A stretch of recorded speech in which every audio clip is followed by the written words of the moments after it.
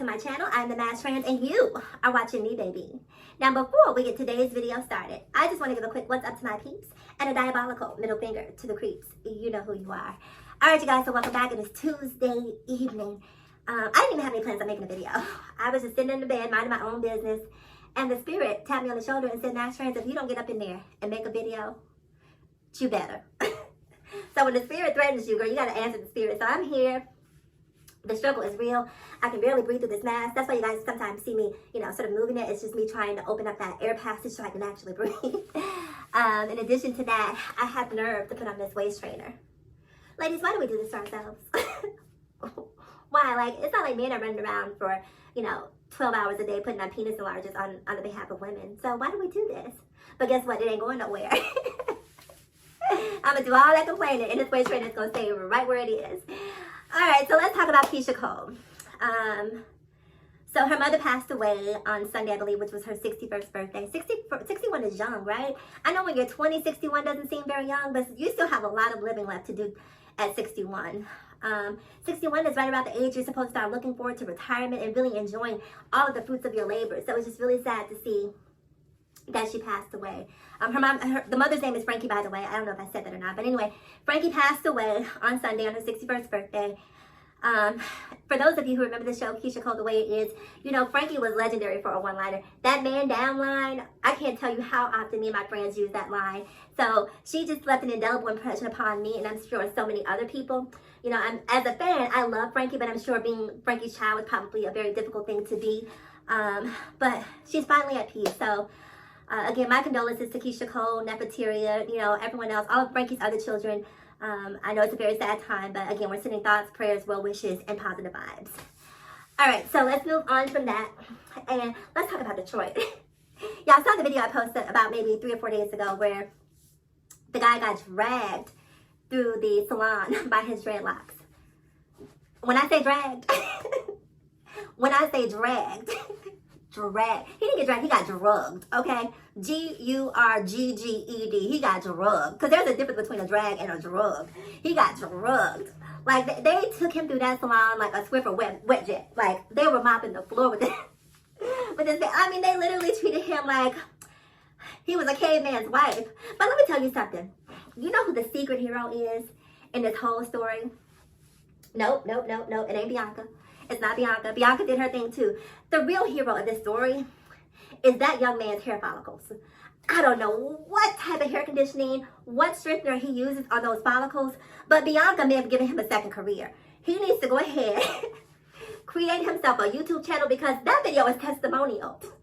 That video is a testimonial to the strength and the health of his hair, because he should not have a single follicle left. And God damn it, when you look at the mugshot, not a single dread is missing. I just knew he was going to have some needle and thread or something, a hot glue gun, something trying to put the dreads back in place.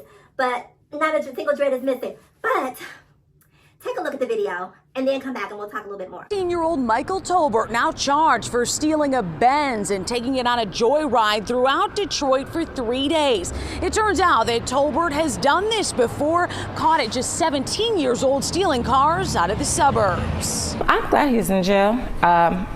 Once a thief is always a thief. No, they stole my What an epic scene. Michael Tolbert getting yanked out of a barber shop by his freshly twisted dreadlocks last week. I'm sorry to say, but I don't regret anything. Bianca Chambers confronted Tolbert, who she says stole her brand new Mercedes-Benz from a strip mall in the city's west side. Excuse me, you got that Benz out there? Yes, you do.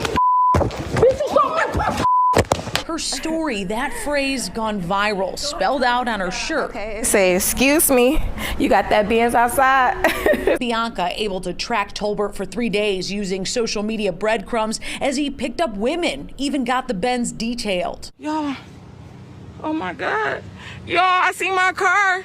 After Tolbert and the Benz kept eluding Detroit police, day 3, she was done playing. No, they stole my Tolbert under a citizen's arrest here until DPD got there. While she waited, Bianca slashed her own tires. No way he was getting away. He was just not about to make it to the white party in my car. Like, that was not about to happen. Tolbert could have pressed assault charges against Bianca, but he didn't. I think we can guess why. Us women have to stand up for each other. If we don't, who are? Detroit police tell me they have no additional comment on this investigation. Reporting on Detroit's west side, Jessica Dupnack, Fox 2 News. All right, so there it is. So he's been arrested. We now have a mugshot of him where we can get a better view of what he looks like. Now, I don't like to talk about people. Okay, at least not in their face. But did y'all see his eyes? Can we talk about blank, devoid? Like, I'm not convinced that the elevator is going all the way up to the top floor. Let me know what you think, because when I looked at his eyes, and even when they were dragging him on the floor, it was almost like he was a zombie. He was just like, just another day at the office. Do you think after that he'll ever steal another car? Do you think he'll like get him a scooter or some rollerblades or I don't know what, but another mode of transportation? I wouldn't even want to see another pair of goddamn car keys. Do you understand me? I would have PTSD every time I saw a set of car keys. So I'm not sure what the outcome is, but again, when I look at him, he looks like he's, y'all know what I'm saying. I don't even have to say it. Y'all know what I'm saying. So anyway, let's talk about this other story. This is Megyn Kelly versus Naomi Osaka, the tennis player. So you guys know that Naomi Osaka backed out of a couple of tournaments because she was having some social anxiety. Now recently, she was placed on the cover of Sports Illustrated as the first Haitian and Japanese woman to appear. So kudos to her. So she celebrated that and tweeted, and Megyn Kelly has a problem with it. Now I got a problem with Megyn Kelly. Because what you're not going to do is come for Naomi. We're not going to do that. We're not going to do that, you wicked, wicked woman. I wanted to add another W in there, another W word, but I'm going to stay away from that. I'm going to stay away from that. We'll call her Wicked Witch. Why are you bothering this girl? So her beef is, she's basically saying that because Naomi is appearing on the cover of Sports Illustrated and celebrating this illustrious cover, that somehow it is hypocritical for her to back out of these tournaments. This is what pisses me off about people. What pisses me off about people is when people talk about things they have no goddamn idea about in a matter-of-fact or absolute way. How are you going to tell this girl what she should do? Like, you don't know what she do, how she feels, how she processes information. Even on the outside looking in, to me, doing a cover makes a lot more sense than it does playing in a tournament, right? A tournament is ongoing public pressure and scrutiny, right? To do a Sports Illustrated cover, you take a picture, there's a couple photographers, there may be some craft service people there, you do it and then you're done. Not the same level of pressure, not nearly the same level of pressure. So it's a false equivalency to make appearing on the cover of Sports Illustrated on par with playing at the Wimbledon or the US Open or the Australian Open. Not the same thing. But they just don't like the fact that this black girl is successful.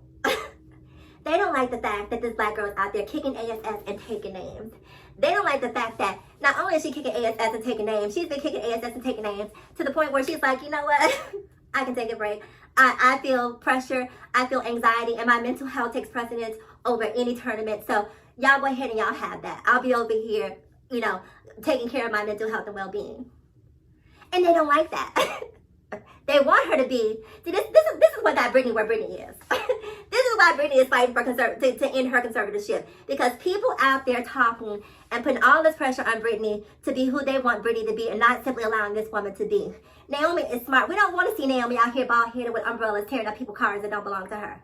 We don't want to see, we don't want that. But, you know, and I say that jokingly, but, you know, celebrity pressure is a lot. One of the reasons I wear this mask, not that I'm even remotely close to being a celebrity, but I like having anonymity, right? When I walk out my door and go to Target, I don't want people following me, or I don't want to have conversations about things that I may have said on the internet. And to be perfectly frank with you, I don't want to have to punch a hole in her eye because she said something sideways to me, because I will. I will. Everybody can get it. If you got lungs, you can get this smoke, okay? Just so you know that. So I can understand how that could cause angst and why Naomi would not want to appear or not want to play. But Megyn just has a problem with strong black women. That's the problem. Megyn has a problem with a black woman who's living life on her own terms and conditions. That is the problem. Girl, get you some business and stay up out of Naomi's. Anyway, you guys, how long have I been talking? Okay, 10 minutes, good. Good. There's a couple other things I want to talk to you guys about, but again, I hate making those long videos. So I'm going to stop this video here. Make sure you do me a huge favor. Like, comment, subscribe, and share. And as always, in closing, ask yourself this one poignant question. Why be bitter when you can be better? So let's be better together. Mwah. I'll talk to you guys again in my next video.